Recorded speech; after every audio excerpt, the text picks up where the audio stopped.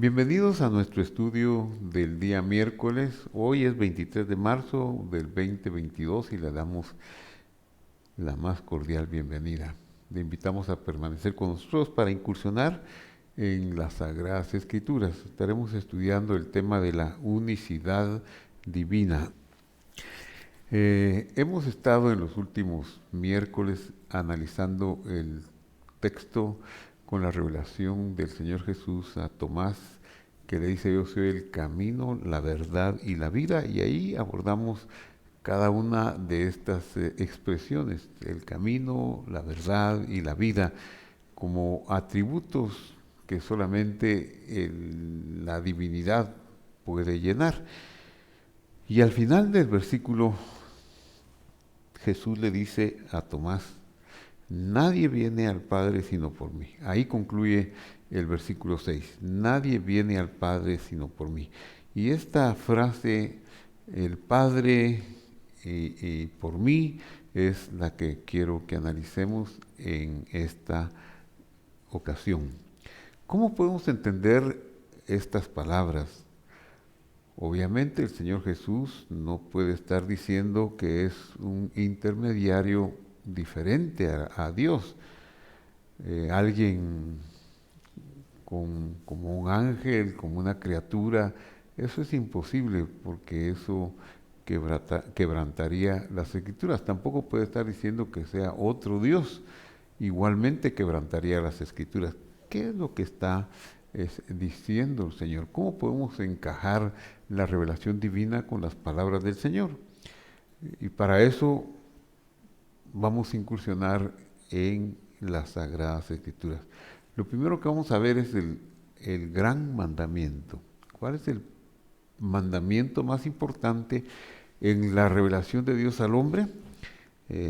Leo, Marcos 12, 28. Dice: acercándose uno de los escribas que los había oído discutir y que sabía que les había respondido bien el tema de la resurrección, sobre el cual le han preguntado al Señor Jesús, él se los contesta bien al otro grupo que le estaba interrogando, y este diálogo ocasionó que uno de los escribas, uno de los expertos en copiar las Sagradas Escrituras de un rollo ya antiguo para ponerlo en un rollo nuevo, y por lo tanto conocedor de las Escrituras, dice que él fue el que se dio cuenta y aprobó las respuestas del Señor en el tema de la resurrección, pero quiere profundizar y saber más la opinión del Señor Jesús sobre lo más importante. Y entonces le pregunta sobre el primer mandamiento. ¿Cuál es el primer mandamiento de todos? Eso es la interrogante que este escriba tiene. ¿Cuál es el primer mandamiento? Entonces el Señor Jesús le responde y le dice: el primero de todos los mandamientos. Ahí es donde él le va a dar su opinión. Era una forma de los maestros de aquel tiempo de aprender, de enseñar y de conocer la doctrina de los demás. El primero de todos los mandamientos es, y le habla sobre el famosísimo Shema Israel. Oye Israel, el Señor nuestro Dios, el Señor uno es. Y amarás al Señor tu Dios con todo tu corazón, con todas tus fuerzas, con toda tu mente. Este es el principal mandamiento. Eso es lo que le contesta el Señor al escriba. Estas palabras se encuentran en Deuteronomio 4 y 5. Ahí es donde está el famoso Shema Israel. El Shema Israel, que significa escucha Israel. Escucha Israel es conocido como el principal de los mandamientos. ¿Y qué es lo que dice Shema Israel? Lo que dice, lo importante es: oye Israel,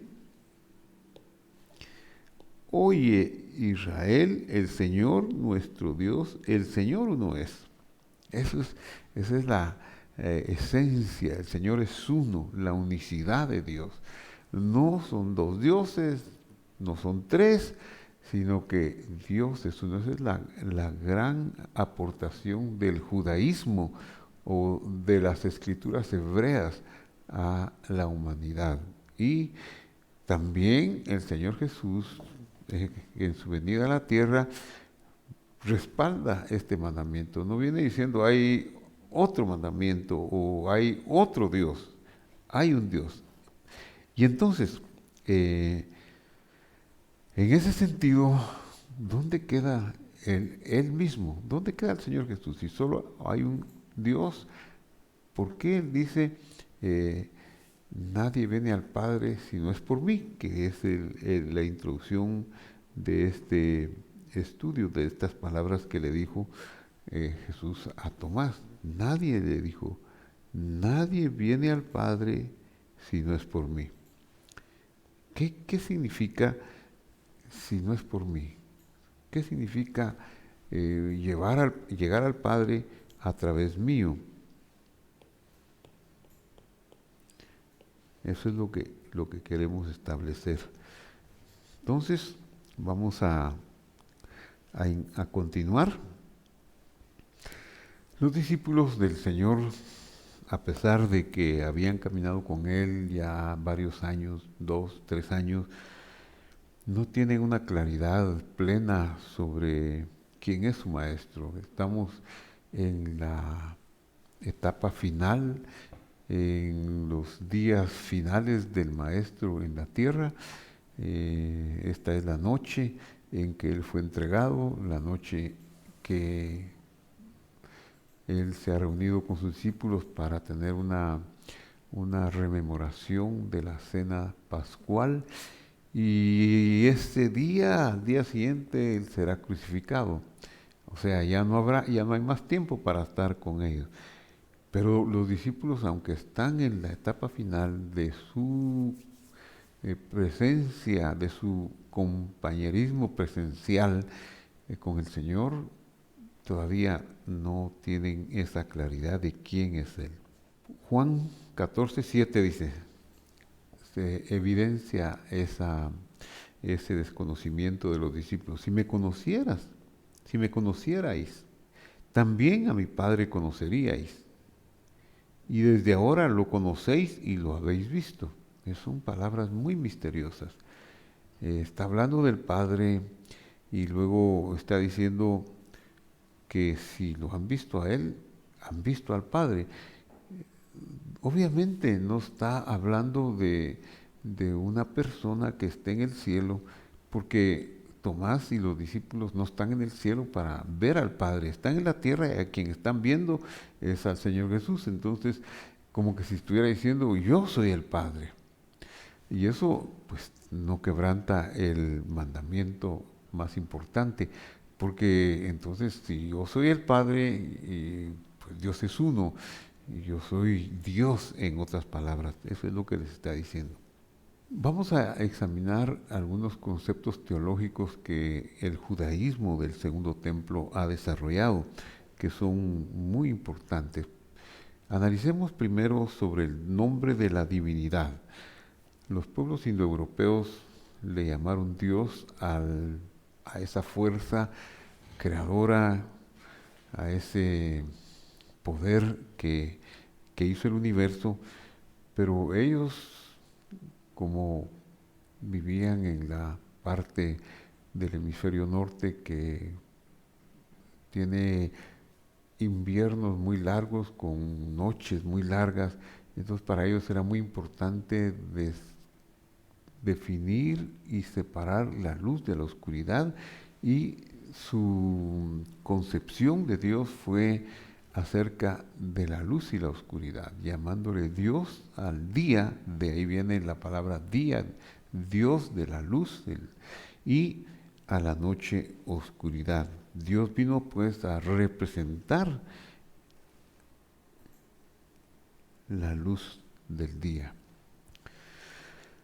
Los pueblos semíticos, pero en especial el pueblo de Israel, y por revelación, ellos no vieron en el Creador de todo como una diferencia entre la luz y la oscuridad. Para ellos eso no fue lo más importante. Ellos vieron el poder de Dios como lo más importante de la divinidad. El poder. Para ellos lo importante era esa cualidad, la del poder. Y en base a esa cualidad es que deriva su nombre. Veamos, en Génesis 17 nos relata y dice: Abraham tenía 99 años de edad cuando se le apareció el Señor. El Señor, aquí yo he puesto el Señor para entender el nombre inefable que aparece aquí. Aquí aparece el nombre inefable, el nombre de las 4 letras, el nombre impronunciable, Yud, Hei, Vav, Hei. Ese es el tetragramatón, el nombre de las 4 letras, aunque en esta ocasión, pues Abraham no conoce ese nombre. Moisés, el escritor del Pentateuco, de la Torá, él está relatando que fue el Señor, que fue Yud Hei Vav Hei, el Señor, con su nombre inefable, aunque Abraham no lo supo, el que se le reveló a Abraham. Y dice, le dijo: ¿quién era? Yo soy, le dijo. Yo soy el Shaddai. Yo soy el Shaddai. Anojí. Yo soy el Shaddai. Anda delante de mí y sé perfecto. El nombre corto de la divinidad tiene solamente 2 letras. Una Aleph y una Lamed. Él, ahí dice Él. Y este es el origen este es el origen y la forma corta del nombre divino que habla del poder. Esto significa poder. El poder más grande que pudiera haber en el universo, y el creador del universo es el nombre Él.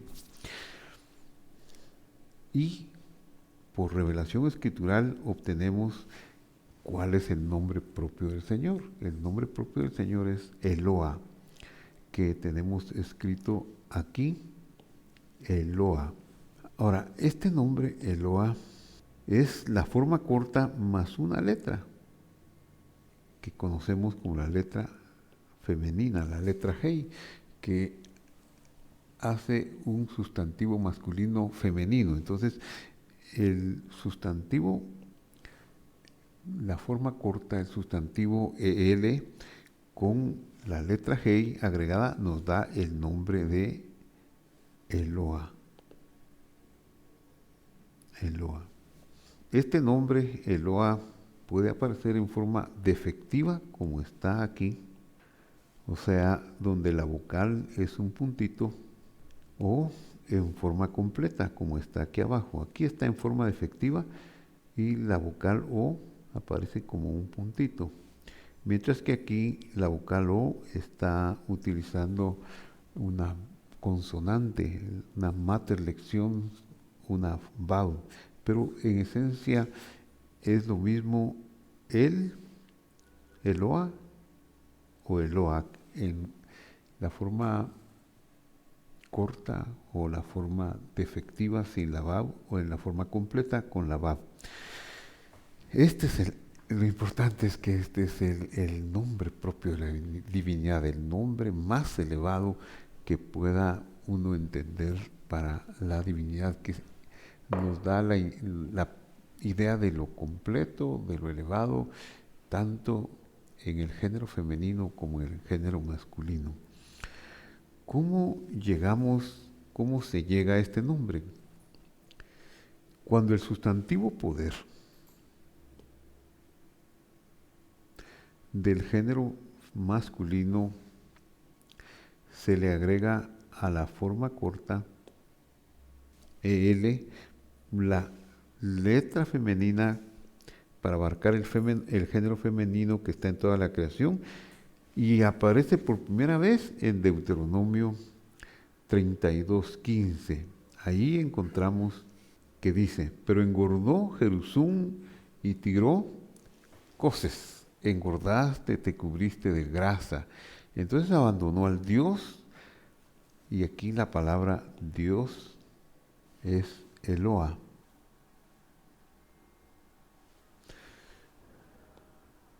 Como hemos visto, el que lo hizo y menospreció a la roca de su salvación. Los nombres del Señor que aparecen en las Sagradas Escrituras no son otra cosa más que sus atributos, su fama o sus misiones que realizará en sus mundos creados. Los dos nombres más conocidos, más revelados y más mencionados en las Escrituras son los siguientes: Yud, Hei, Vav, Hei. Yud, Hei, Vav, Hei. Este es el atributo de la justicia. Y el otro nombre, también muy conocido, es Elohim.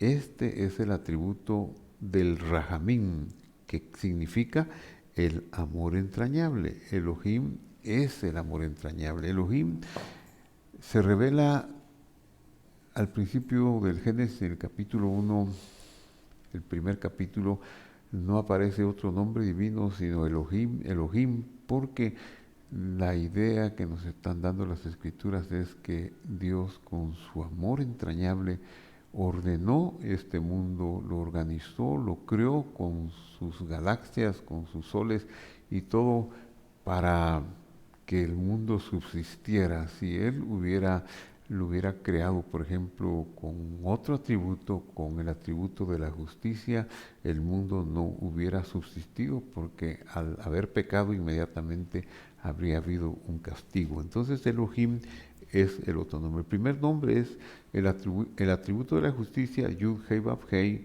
y el segundo nombre es el atributo del amor entrañable. Y de hecho, en Génesis capítulo 2, nosotros vamos a encontrar a este nombre que repite la creación, el relato de la creación, cuando dice, y une los dos nombres, el nombre inefable y el nombre del amor entrañable, cuando el Señor Dios creó los cielos y la tierra, dice en Génesis capítulo 2, versículo 4, y entonces entendemos que sí, también va a haber justicia, pero la idea es que el amor entrañable fue primero para que pudiera preservarse el mundo.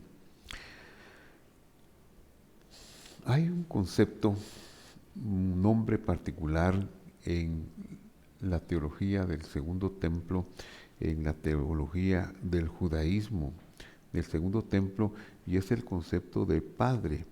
Este concepto fue desarrollado en ese periodo y en el siglo I era muy conocido y quedó documentado en lo que conocemos como el Evangelio o en el Nuevo Testamento.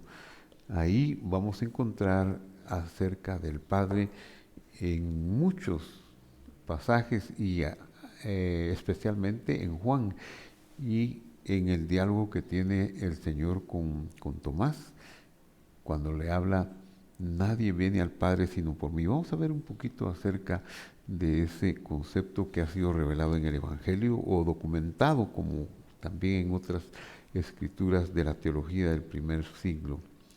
En Marcos 14, versículo 36 dice: y decía, hablando de la oración del Señor, Abba, Abba Padre.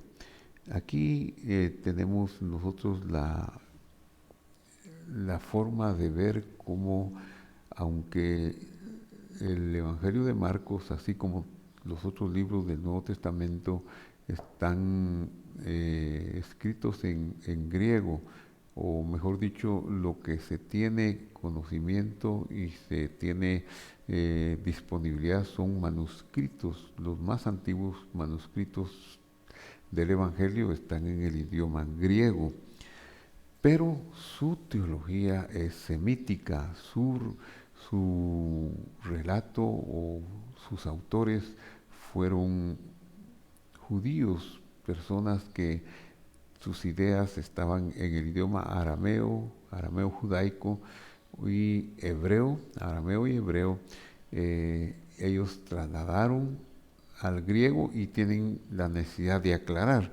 Por eso es que al examinar este versículo, nosotros obtenemos que Abba Padre se transliteró al griego de la siguiente manera. Abba es la letra o la palabra griega que tradujo, pero al mismo tiempo, esto es arameo. Abba es arameo y al mismo tiempo en el mismo manuscrito del Evangelio de Marcos está la transliteración o la transcripción de lo que significaba ese Abba. ¿Y qué significaba? O Patros, o sea, el Padre, en castellano. Abba, Padre o Patros. Abba, Padre. ¿Por qué está en el idioma arameo y por qué está repetido en el castellano? De eso aprendemos que el autor era un hombre judío, un hombre que conocía el idioma arameo, el idioma hebreo, y lo está escribiendo al griego, pero tiene que aclarar Abba, Padre, es decir, lo pone en arameo y lo pone también en griego para que fuera mejor su comprensión. El origen de esta palabra es aramea. Ahí lo que hemos visto como Abba es de origen arameo que tenemos aquí. Y al mismo tiempo el Abba es originado en el hebreo. Abba, por esta letra que está al final, el artículo del sustantivo Abba significa el Padre. Y en hebreo, sabemos que es hebreo porque el artículo, esta letra que está al final de la palabra Abba, en hebreo está al principio de la palabra. Entonces dice Jaab. Jaab es el Padre en hebreo, pero en hebreo no se desarrolló la teología sobre el Padre, sino que fue posterior, ya cuando el arameo era el idioma de uso corriente, de uso diario y de uso teológico en la tierra de Israel. Entonces, ¿qué significa el Padre? Es importante que nosotros tengamos una comprensión sobre este concepto del Padre. Porque si no lo hacemos así, podemos, si no lo comprendemos como las escrituras lo revelan y con un poquito de la historia de ese periodo, entonces nosotros podríamos estar cayendo en la violación del mandamiento más importante. Escucha, oh Israel, el Señor nuestro Dios, el Señor uno es. ¿Qué es el Padre? Aquí está una descripción. El Padre es la sabiduría y el amor insondables de Eloa. Eloa, el nombre propio de la divinidad. Ahora decimos que el Padre, el concepto del Padre que Jesús tiene y maneja con sus discípulos y se es manejado en el Nuevo Testamento, no es nada diferente y aparte que la sabiduría insondable, la sabiduría y el amor insondable de Dios, de Eloa, que está más allá del alcance de nuestra comprensión. No podemos entender muchas cosas, pero sí podemos saber que Dios es amor y que todo lo que sucede, aún las cosas que nosotros podemos considerar como que nos lastiman y nos duelen, son producto de su amor entrañable y sobre todo unido a la sabiduría. Él sabe por qué está sucediendo esto, Él sabe por qué existe tanto mal o ha existido tanto mal, Él no es el autor del mal, Él no es el que cause el dolor de nosotros o el dolor de la humanidad a lo largo de la historia. Él va a consolarnos. Hay una consolación que viene, hay una finalización de este estado presente de cosas. ¿Por qué no ha llegado? No lo sabemos, no lo alcanzamos a entender. Y el hecho de que sabemos de que podemos confiar en Dios es que Él mismo, como dice Primera de Pedro 2:24, Él mismo llevó nuestros pecados en su cuerpo sobre el madero.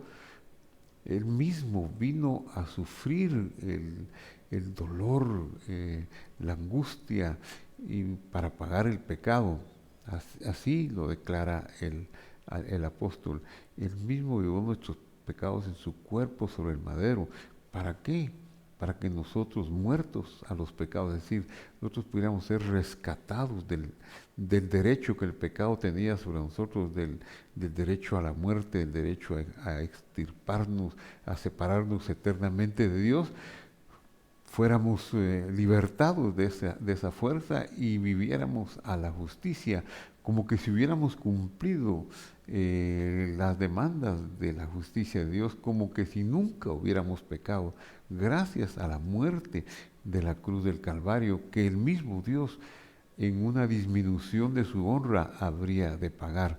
Por eso dice, por sus heridas, es decir, por todo el sufrimiento que tuvo en la cruz del Calvario, nosotros fuimos curados de esa separación eterna y de esa muerte eterna. Entonces, el Padre es el concepto de la sabiduría y del amor entrañable que está más allá de nuestra comprensión, porque diríamos, ¿por qué no vino y mata a los malos? Tal vez porque si mata a los malos, nos mata a nosotros también, mata a todos, porque no hay justo ni a un uno. Entonces Él tuvo que hacer esa incursión en la tierra para poder libertarnos. ¿Y por qué no se ha acabado el mal? Precisamente porque debe haber situaciones que demandan que el tiempo continúe sin que el mal concluya, sino que hasta un tiempo determinado. Dice el Salmo 92 y el Salmo 37 que es una tontería, es una locura pensar y no entender que el mal será destruido por la eternidad. Este es un tiempo pequeño comparado con la eternidad y quizá nosotros necesitamos de alguna manera entrar en ese camino de conocer su palabra, de amarlo, de vivir, incluso sufrir ciertos embates del mal y ciertos aguijones, eh, porque está escrito que en medio de tribulaciones vamos caminando hacia el reino de los cielos.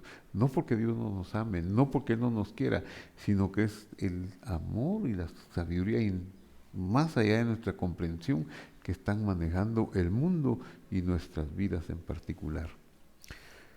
Entonces, lo que podemos llamar o lo que podemos llegar a entender como Padre, ¿qué es el Padre? Eso es lo que está contenido en la Torá. ¿Qué es la Torá?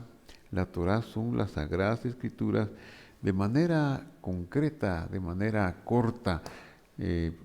Son los 5 libros de Moisés. Esa es la Torá, la revelación de Dios, la instrucción de Dios, y se llama a sí misma la Torá. Y de manera más extensiva abarca a los escritos de los profetas, los libros históricos y todo el Nuevo Testamento hasta el Apocalipsis. Eso es la Torá, la instrucción de Dios o el manual que nos puede guiar en este mundo oscuro.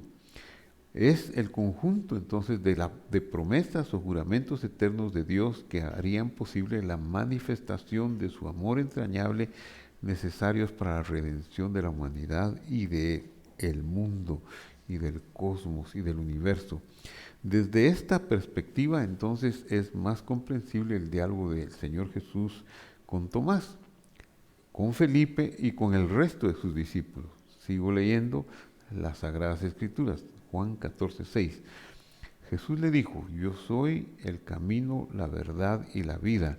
Atributos divinos, algo que solamente puede estar en Dios. Y cuando concluye estas tres declaraciones, dice, nadie viene al Padre si no es por mí. ¿Qué es el Padre? Bueno, es la sabiduría y el amor entrañable de Dios. Verso 7 del capítulo 14. Si me conocierais, también a mi Padre conoceríais. Y desde ahora lo conocéis y lo habéis visto. Felipe le dice, Señor, muéstranos al Padre y nos basta.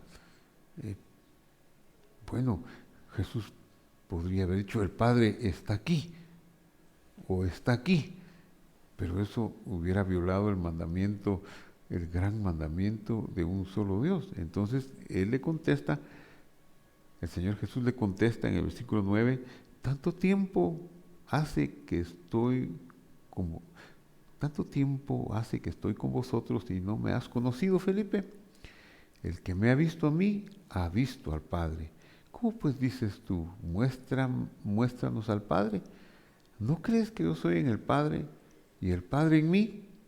Las palabras que yo os hablo, no las hablo por mi propia cuenta, sino que el Padre que vive en mí, más claro no puede estar, el Padre que vive en mí, Él hace las obras. O sea, el Padre es un concepto teológico que resume el amor entrañable dispuesto, revelado en las Sagradas Escrituras. Creedme que yo soy en el Padre y el Padre en mí, de otra manera creedme por las mismas obras. Veamos otras escrituras que nos ayudarán en la comprensión de lo que Jesús está diciéndole a sus discípulos en Juan 14. Veamos en Juan 13. Sabiendo Jesús que el Padre había dado todas las cosas en sus manos o en las manos y que había salido de Dios y a Dios iba, es decir, si el Padre es esa sabiduría insondable, si el Padre es todo lo que se revela en las Escrituras de Él, cuando Él viene a la tierra, no hace otra cosa más que dejar su palabra o lo que dicen las Sagradas Escrituras en el cielo ocupando su lugar y venir Él a cumplir con esa revelación, a cumplir con el proceso de la redención que incluía la muerte y el pago del precio del pecado y todo eso que está detallado especialmente en el libro de Levítico, donde se habla de la misión sacerdotal de Dios para lograr la expiación y el perdón de los pecados de su pueblo, de los suyos. Por eso dice aquí, sabiendo Jesús que el Padre le había dado todas las cosas en las manos y que había salido de Dios y a Dios iba, es decir, esto lo que está diciendo es que Jesús es el Dios disminuido en honra, que está cumpliendo un papel aquí en la tierra para hacer la redención, pero es una expresión, una manifestación del único y sabio Dios. Es como que si dijera, he revisado las promesas, o sea, de Génesis hasta Deuteronomio, los libros históricos, las escrituras hebreas del Antiguo Testamento, las escrituras del Nuevo Testamento, y he actuado sin apartarme ni una tilde de ellas. Ahora vuelvo a mi trono, después de haber cumplido todo impecablemente, en unas horas habré pagado la deuda que liberará a los míos de las garras de la serpiente antigua. Ese es el acto más sublime que podría haber hecho Dios por nosotros. Sigue en este orden de ideas, es como que si siguiera diciéndole a Felipe o a Tomás o a sus discípulos, los rescataré del temor de la muerte. He venido porque ustedes, la muerte no los tenía aprisionados y jamás hubieran sido rescatados o liberados de ella, porque estaban subyugados, como está escrito en Hebreos 2:14. Así que, dice, por cuanto los hijos participaron de carne y sangre, Él Él, el Mesías, Él, el Dios disminuido, Él, el Señor Jesús, también participó de lo mismo, de carne y de sangre.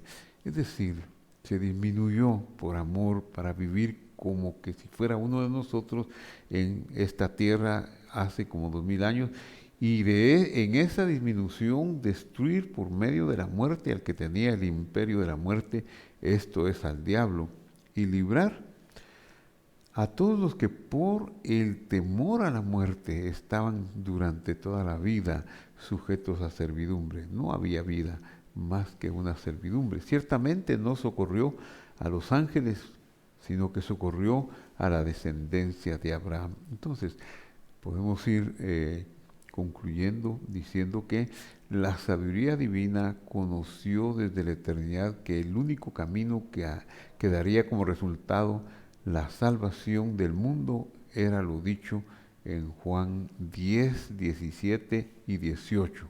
Ahí está escrito, Juan 10, 17, por eso me ama el Padre, porque yo pongo mi vida para volverla a tomar. Por eso me ama todo el conjunto de promesas, de juramentos que yo hice en la eternidad para salvación, para disminuirme, para mostrar los sacrificios de los animales y en todo lo que se ha revelado que vendría a poner mi vida. Yo pongo mi vida para volverla a tomar.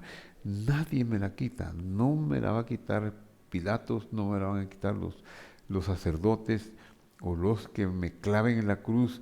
Yo la pongo de mí mismo. Tengo poder para ponerla y tengo poder para volverla a tomar.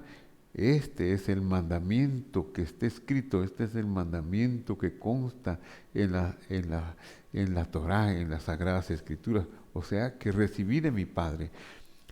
La vida indestructible que es Él iba a dejar de actuar y sería susceptible a la muerte. Su vida eterna no jugaría ningún rol mientras estuviera en ese proceso de disminución. No tomaría acción alguna a su favor usando sus privilegios celestiales. Por nosotros disminuyó su honra, como dice Gálatas 3:13, está en plena capacidad de derecho de no hacerlo. Si lo hace, si pone su vida, es solamente por su entrañable amor para con nosotros. ¿Y cuál es este propósito? Pagar la deuda haciendo que toda la podredumbre humana y el peso del pecado y toda la maldad derivada de Satanás cayese sobre él, produciendo su muerte para derrotarlo. ¿Y cómo lo derrotaría? ¿Cómo derrotaría a la serpiente?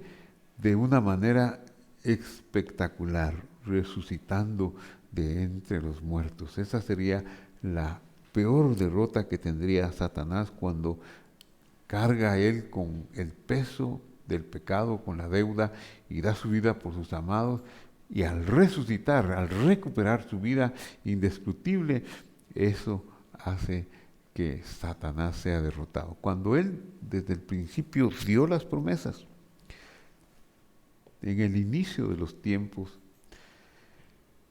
cuando él dio las esperanzas,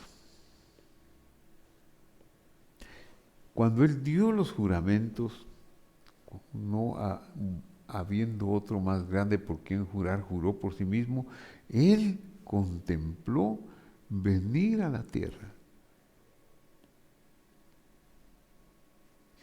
venir en persona, morir y también resucitar.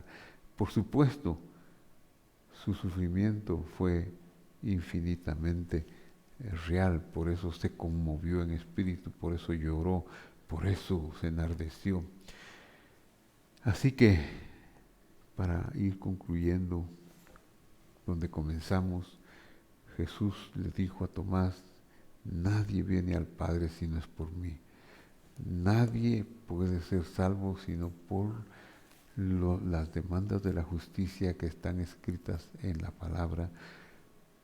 Nadie puede pagar la deuda si no es capaz de nunca haber pecado y de soportar el ataque del pecado en esta tierra y luego morir para pagar esa deuda y luego tener el poder para retomar su vida indestructible al morir.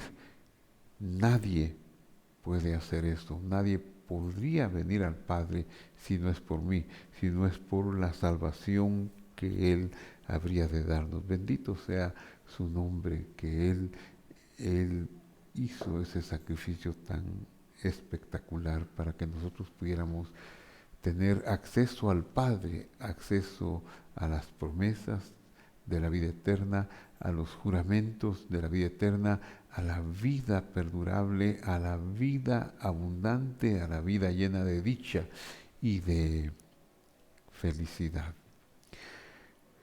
Bueno, vamos a concluir con una oración. Padre que estás en el cielo, en el nombre de Jesús, te doy gracias porque nos has permitido concluir el estudio de este miércoles 23 de marzo del año 2022, rogándote, Señor, que en nuestra pequeñez seamos capaces de entender y de, sobre todo, queremos agradecerte el gran sacrificio que has hecho por nosotros. Queremos decirte, Señor, que amamos tu venida, amamos tu amor que te llevó a humillarte, a poner tu vida en favor nuestro. Y gracias te damos porque nos diste a conocer ese acto maravilloso.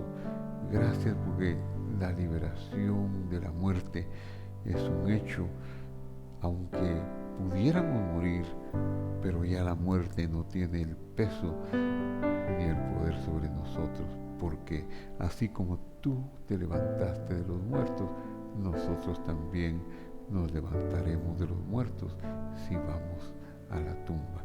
Gracias, Señor, en el nombre de Jesús. Amén. Muchas gracias por haber estado con nosotros en este estudio. Le invitamos al próximo de Hoy en 8 y de la misma manera le invitamos en medio de en este espacio de 8 días.